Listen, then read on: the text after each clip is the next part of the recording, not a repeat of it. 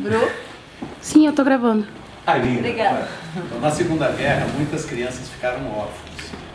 E em 1946, uma mulher na Europa chamada Amy Pickler, que vale a pena vocês perseguirem o trabalho dela, Amy Pickler resolveu trabalhar, é uma pediatra, trabalhando com crianças órfãos da Segunda Guerra, que passaram por todos os estresses da Segunda Guerra.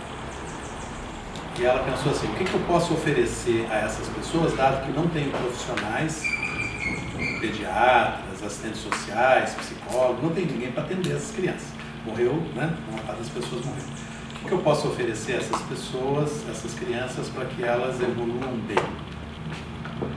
E ela resolveu que ia procurar mulheres que cuidassem de crianças. E a entrevista da Amy Pickler era o seguinte, não importava nada acadêmico, nenhuma formação que a pessoa tivesse, nada disso interessava.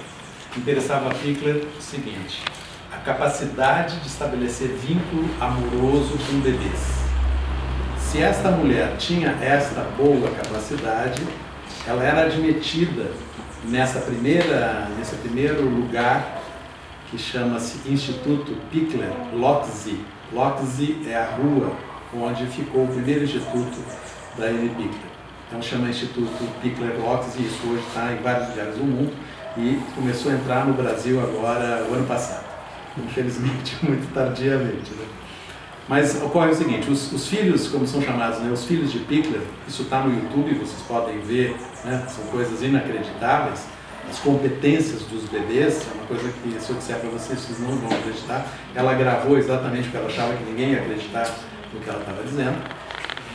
Os filhos de Pickler hoje estão na terceira geração e os filhos de Pickler foram melhores pessoas, foram melhores pais e têm sido melhores avós do que bebês criados pelas suas famílias.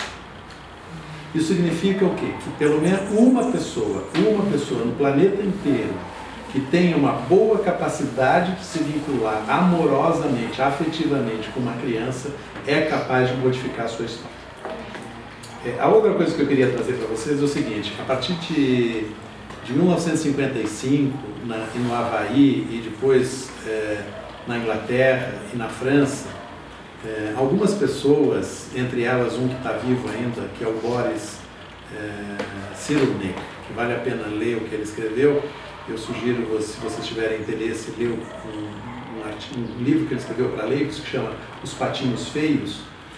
Essas pessoas no Havaí, na Inglaterra e na França resolveram estudar pessoas que tinham aparentemente tudo, mas tudo para dar errado, para evoluírem mal. E eram pessoas que evoluíam bem. Então, é o inverso, né? Eles passaram a se ocupar, assim, por que algumas pessoas evoluem bem quando tinham todas as condições para evoluir mal? E eles encontraram que essas pessoas sempre tinham três variáveis que sempre estão presentes e na ausência dessas três variáveis, evoluir bem em todas as dimensões da vida humana não acontece. A primeira variável é ter tido pelo menos uma relação com uma pessoa que tenha sido afetivamente significativa e que tenha sido afetivamente persistente durante um período. Esta vivência, ela fica registrada na nossa memória como um sentimento que é fundamental na vida humana, que é o sentimento de esperança. A esperança se forma, essa capacidade de acreditar, por mais adversa que seja a situação. Eu estou vivendo num campo de concentração, mas eu tenho a esperança de que há um mundo melhor em algum lugar. Esta esperança é o que move a pessoa a ter um sucesso em todas as dimensões da vida humana. E quando você tem desesperança ou desespero, você toma atitudes desesperadas, entre elas as atitudes violentas. Essa qualidade que esses autores identificaram chama-se hoje resiliência. É a capacidade de resistir aos impactos, às violências da vida, sem se deixar deformar definitivamente. Você perde a forma, mas readquire a forma no momento seguinte favorável. Para mim, o objeto mais resiliente que eu conheço é uma bola de futebol. Imagine uma bola de futebol recebendo um chute do Roberto Carlos, né, aquele jogador. Né? Ela se deforma completamente. Mas se você for lá olhar a bola, ela está aí, né, redondinha, ela continua no jogo. Um objeto não resiliente é a mesma bola feita de cristal, feita de cerâmica, feita de barro, de alguma outra coisa. Né? Você chuta, como diz a Marina, quem vai juntar os tais caquinhos? Né? Então essa pessoa não tem esta condição, e ela se desagrega. E ela se desagrega e se desesperança. A terceira coisa que eu queria dizer para você, são dois exemplos aqui brasileiros. Os K2 tem vários. Né? Um é o Rogério. O Rogério é um menino nascido na favela, com 6 anos, ele não tinha pai nem mãe. Aos 6 anos, a avó dele acordou ele de maneira violenta e falou para ele o seguinte: a partir de hoje você vai trabalhar. E colocou ele para vender pastéis. Ele não sabe exatamente por quê, mas ele morria de medo de um cara que vendia empada na favela. Mas ele saiu com a bandeja de pastéis, né? E aí ele fez. Então a professora dizia para ele o seguinte: Rogério, você é muito inteligente, Rogério. E essa frase ela repetiu várias vezes. O Rogério, ao ouvir uma frase de uma pessoa, ele pensou o seguinte: se eu sou tão inteligente como ela diz, esta vida não combina comigo. E aí, o que aconteceu? O Rogério, aos 16 anos, era um empresário em vendas, tinha 25 funcionários na empresa dele. Com 18 anos ou 19 anos, ele foi durante 3 anos na área dele o maior empresário do mundo, né, foi brasileiro. Essa história, ele escreveu a biografia dele, vale a pena ler. Então ele atribui a este vínculo de confiança da professora dele, explicitado, que foi o deflagrador, e a experiência que ele teve com a avó de ter mostrado aos 6 anos que ele era um bom vendedor, que deflagrou uma vida profissional, enfim, né? E hoje ele é um escritor, palestrante e tal, e saiu da vida corporativa. Outro exemplo que eu acho que vocês todos conhecem é da Esmeralda Ortiz. Vocês conhecem a Esmeralda? Esmeralda, conhece? Não? Vale a pena conhecer. Esmeralda escreveu vários livros, um deles, o primeiro, chama Por que Não Dancei? A Esmeralda é uma menina negra da Praça da Sé, menina, né? Pequena, criança, na Praça da Sé. Todos os coleguinhas daquela época da Esmeralda morreram, foram assassinados, ou morreram de overdose, ou morreram de outras causas. Daí o nome do livro, né? Por que Não Dancei? Ela foi a única que não dançou. E a Esmeralda hoje ela é uma jornalista, escritora, compositora, cantora, faz shows, é uma figura midiática brasileira aí das crianças da Praça da Sé. Né? E a Esmeralda, ela teve algumas ajudas na vida. Ela teve 50 passagens pela FEBEM, 2 passagens pelo presídio adulto, esteve envolvida na FEBEM, Tatuapé, em todas aquelas coisas que houve de colocar incêndio, rebeliões. Ela era a chefe da gangue, né? E a Esmeralda é uma pessoa extremamente feliz, por incrível que pareça, assim, uma pessoa que excede em felicidade, alegria, otimismo, contentamento, né? Mesmo em situações adversas. Ela construiu uma vida bastante satisfatória. Eu como sem sal, né? Hoje eu almocei fora de casa, aí comi com sal. Sal é uma coisa horrorosa, né, para a saúde humana. Bom, a Esmeralda teve essa primeira relação, né, de apoio lá no início da vida dela, no primeiro ano de vida. Ela teve uma relação amorosa, e na FEBEM ela teve uma assistente social que era uma pessoa que cuidava dela também. Teve o chefe lá da segurança, que era o cara que dava lápis para ela. Você sabe que na Fundação Casa, na FEBEM, é proibido ter lápis, né? Porque é uma arma que você pode matar pessoas. Então ele dava lápis para ela escrever, ela compunha, ela escrevia, e ela guardava isso embaixo do colchão. Ela tinha um cúmplice, né? que foi determinante na vida dela, esse cara, e assistente social, que também apostava e acreditava nela, enfim. Eu vou dar o último exemplo conhecido, que é o Elifas Andreato. Acho que vocês conhecem o Elifas. Então, o Elifas também, menor, né, lá em Rolândia, no interior do Paraná, bandidinho, menino de rua, família miserável, pai alcoólatra. E o Elifas, então, tinha um jornaleiro que dizia para ele assim: Elifas, você desenha bem, Elifas, sai dessa vida. Isso pequenininho.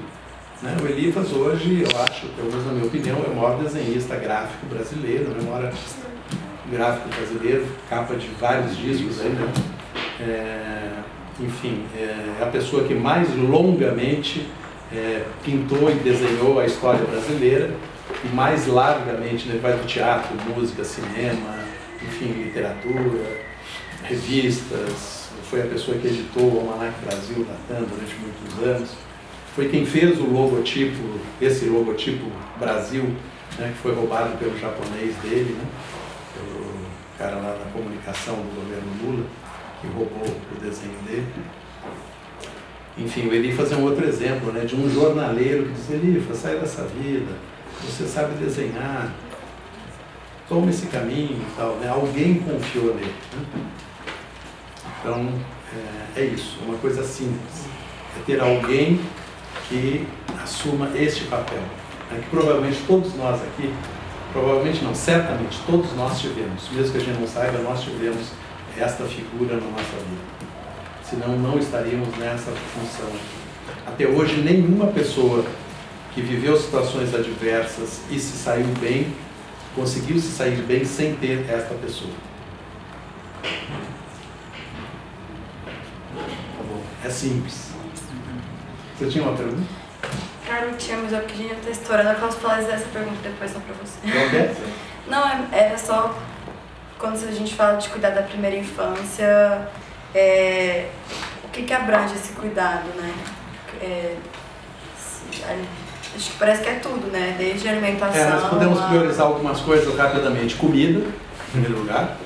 Precisa comer, porque nós somos matéria física, orgânica. Segundo, afeto. Terceiro, estimulação adequada à faixa etária que a pessoa está, uma estimulação adequada. E um ambiente físico, químico, social, cultural, um ambiente que seja adequado ao desenvolvimento humano. Então, eu diria que essas são 4 coisas fundamentais: comida, afeto, estimulação, obviamente que a ausência de violência, e um ambiente físico, psíquico, social adequado, né? Ambiente entra água, esgoto, enfim, né? Modelos, né? Bons modelos, que o Brasil está carente. Eu vou roubar só um pouquinho, gente, mas depois vocês podem também responder fora daqui, porque tem mais gente que vai vir. Mas se a gente poder agora sentar, se a gente botar 5 pessoas numa mesa para ajudar a gente a desenhar essas missões, 5 pessoas, quem seriam essas pessoas? Eu colocaria alguém da área da saúde, alguém da área da educação, alguém da área do direito, alguém da área ambiental, e acho que seria por aí. Tá. Esse alguém tem nome? Tem. Tá bom, eu vou falar mentira. Obrigado. A última coisa é o seguinte: artigo 227 da Constituição Federal. A nossa Constituição tem um desequilíbrio entre direitos e deveres. A palavra dever na Constituição Federal aparece só 4 vezes, a palavra direito aparece 74 vezes. É uma herança do período patrimonialista, né, em que a elite ditava os direitos que tinha e poucos deveres. Muito bem. Uma das 4 vezes em que a palavra dever aparece é no artigo 227 da Constituição Federal. Nesse folhetinho aqui, colorido, tem aí o artigo 227. Uma outra curiosidade da Constituição Federal é que tem um binômio que é absoluta prioridade. Esse binômio, absoluta prioridade, que é uma redundância ou pleonasmo, porque prioridade vem de prior, prior quer dizer o primeiro, prioridade é sempre no singular, né? Não existe as prioridades, porque não existe a prioridade 1, prioridade 2, né? O prior 1, prior 2. Então, o único lugar onde aparece o binômio absoluta prioridade E, coincidentemente, a palavra dever na Constituição Federal é no artigo 227 da Constituição Federal, que diz: é dever da família, da sociedade e do Estado assegurar com absoluta prioridade esses direitos. Então, é nosso dever, né? Todos nós, você ou é família, ou você é sociedade, ou você é Estado. Então não tem escapatória. No ECA, que veio 2 anos depois, que é o desdobramento do artigo 227, as pessoas reprovam o ECA por causa da questão da proteção do adolescente, mas esquecem que o ECA é o Estatuto da Criança e do Adolescente, né? Então as crianças, no ECA, este mesmo artigo está desmembrado em é dever da família, das comunidades, da sociedade e do Estado. Então é dever, não escapa a ninguém. Por quê? Porque a criança, ela é, do ponto de vista jurídico, ela é incapaz. Infância vem do latim in sem fans voz. A infância é um período em que a pessoa, o ser, não tem voz ativa política e socialmente para defender os seus direitos. Então é um dever dos adultos defender os direitos da criança. Então nós todos somos obrigados. Ao não fazer isso, nós somos criminosos. Por exemplo, se você sabe que uma criança está sendo vítima de algum tipo de violência e não notifica, você é criminosa como cúmplice na legislação brasileira. Do mesmo modo que, se uma criança não está sendo adequadamente alimentada, você é cúmplice desse crime. Ele é crime não fazer nada. Está na legislação brasileira. Então nós somos, no mínimo eu estou fazendo isso por dever. Né? Somos todos criminosos. Somos todos. Nós somos cúmplices dessa situação. Obrigado, tem material aqui, é um joguinho de memória, um marcador de livro para vocês saberem da Declaração Universal dos Direitos da Criança. Tá bom?